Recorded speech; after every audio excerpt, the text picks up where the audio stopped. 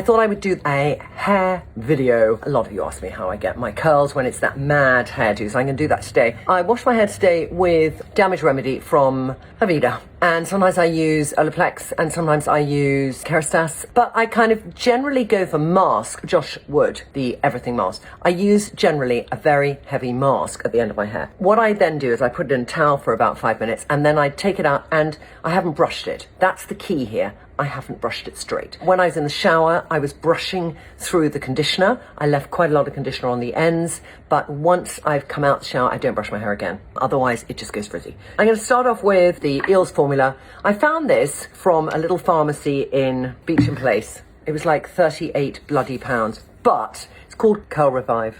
So what I do is I get that and I just put it through my hair.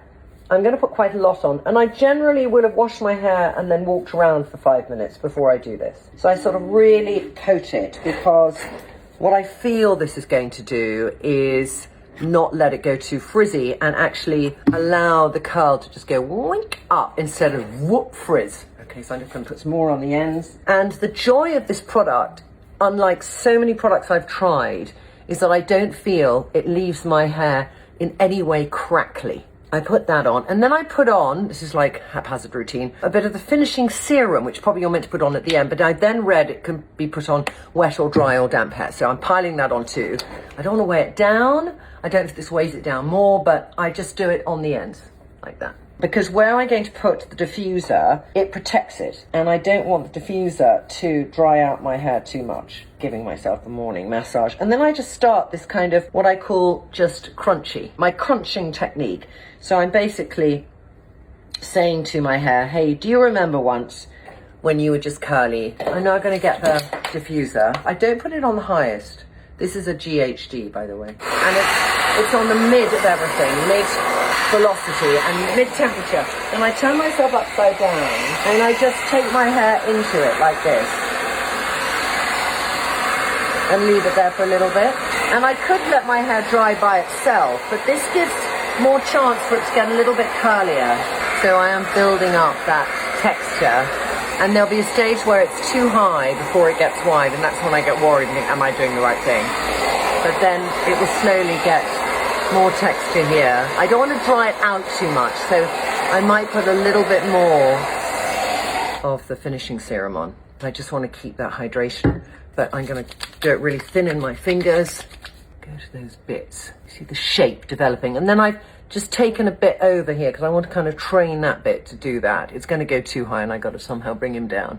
But as long as I get underneath here the fullness, then I'll just do that tonguing and it will then look a little bit more polished. Tiny bit more of this.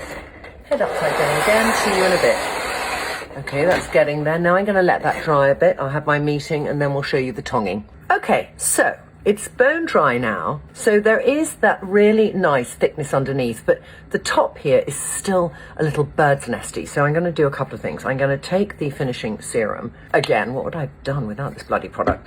Probably took a bit too much. So I'm just going to do make it like it's like a moisturizer. It's so nice. And I'm just going to put a little bit here because I want to play at the top. What it does is it just takes that little dryness away. And you have to be very careful when you're doing tonguing that you don't change the texture dramatically between what's been dried madly and what you want to get a little more structured. So I'd say that needs a bit more structure.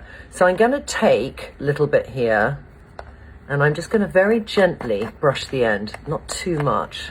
This is the bit that, it's always ironic that the bit that is the thinnest is the bit that's most going to get damaged by tongs. I don't open it. This is a GHD one. And then I'm just going to go and do that. And I go 1, 2, 3, 4, 5. And it would just drop down. I'm going to leave it there hot, otherwise it will just turn into frizzball. And then I'll take this top bit, which just looks a bit manky, do you see? Brush it very gently.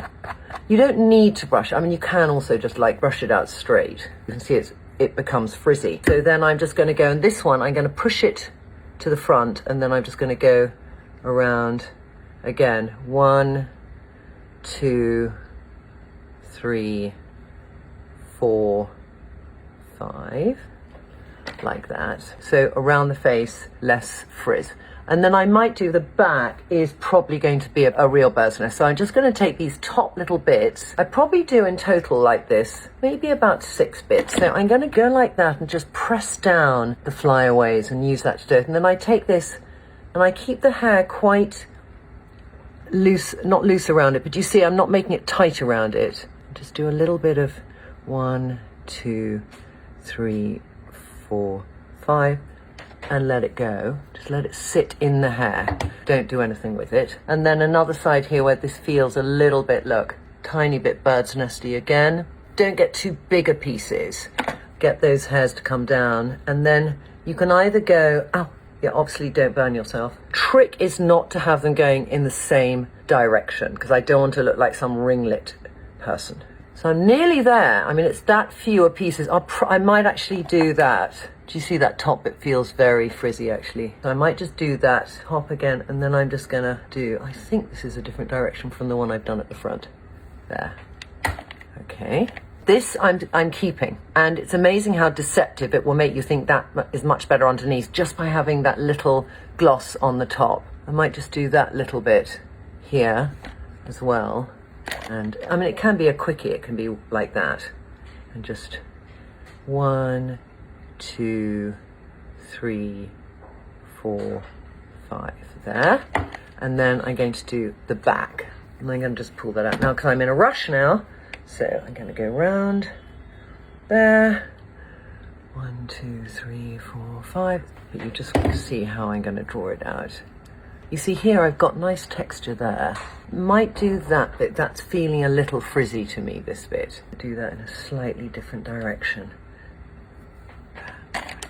Now I've done that, I mean, if you really want to, this is where it's like you don't know where to stop. And you've got to know where to stop, okay? But I might just think, oh, that bit, let me just do a little tiny, making that more. I'm taking now, I'm not brushing it out much, but I'm taking where the curl is, 1, 2, 3, like that, do you see? And then I might just do that little frizzy bit there, but I'm just going to not brush it out at all and just take that curl there and just let it out.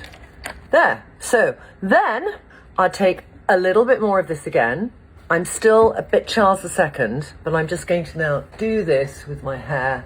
Scrunch it up still. The most important thing is here, you just want to let that curl come out.